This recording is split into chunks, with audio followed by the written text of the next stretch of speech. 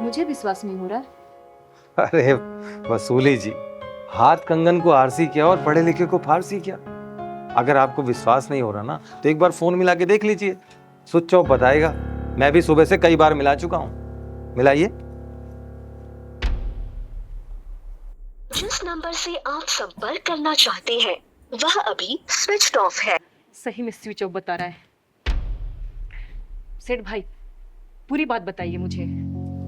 अरे अब बताने को रह ही क्या गया है वसूली जी। पूरा समाज ना आप पर थू थू कर रहा है कि आपका जो दाहिना हाथ है ना, अरे है कहाँ था।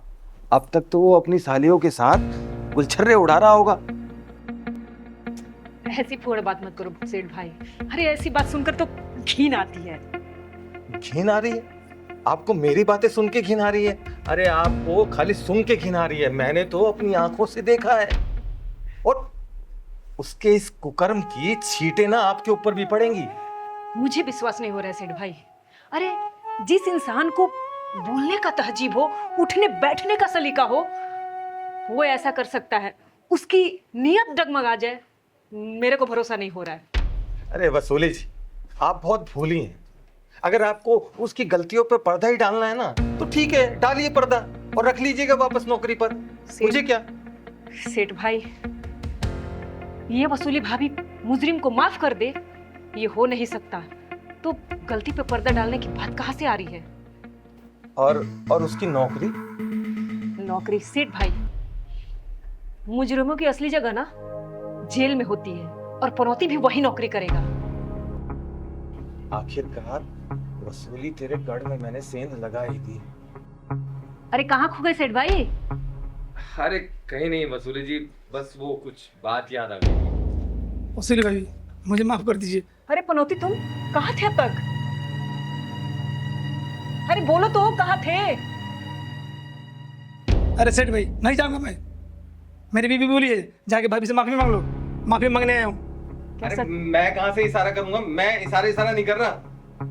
क्या सच में तुम्हारी बीवी माफी मांगने के लिए भेजी है, ये जानते हुए भी कि तुम उसकी बहन के साथ?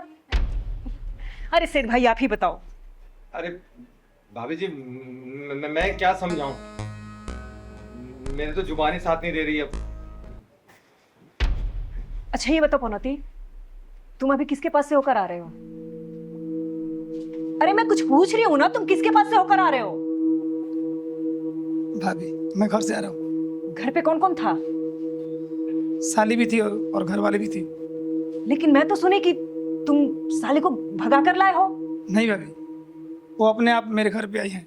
अरे वसूली जी, हो सकता है मेरे सुनने और देखने में कोई गलती हो गई हो, शायद मुझे कोई गलतफहमी हो गई हो।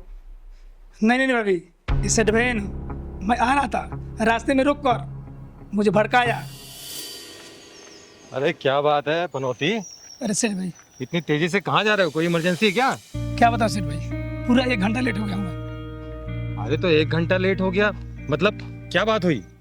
नहीं, वो क्या है ना, मेरा एक साली आ गई है, उन्हीं से कुछ बात होने लगी, इसीलिए लेट हो गया। अच्छा, तो एक काम करो, साली के पास ही रहना था ना, वहाँ क्यों जा रहे हो? सेठ भाई, ये क्या बोल रहे हो आप? सही तो बोल रहा हूँ। देखो, तुम 1 घंटा लेट हो, अगर तुम जाओगे तो वसूली भाभी नाराज हो जाएंगी, और ऐसी सिचुएशन में नौकरी जाने का खतरा होता है। तुम एक काम करो, अपना फोन स्विच ऑफ करो और घर जाओ और साली के साथ टाइम बिताओ। लेकिन सेठ भाई, अरे लेकिन कुछ नहीं, मैं हूं ना, मैं सब संभाल लूंगा, और जब तक मैं ना कहूं तब तक आना मत, समझे? ठीक है सेठ भाई, लेकिन देख लीजिएगा, मेरा इज्जत बचा लीजिएगा। हाँ, और फोन स्विच ऑफ कर लेना। ठीक है सेठ भाई, जाओ देख लीजिए सेठ भाई। हाँ देख लूंगा, जाओ ऐश करो। तब मैं आया, फिर मेरी बीवी बोली कि जाके भाभी से माफी मांग लो। मैं माफी मांगने आया हूँ।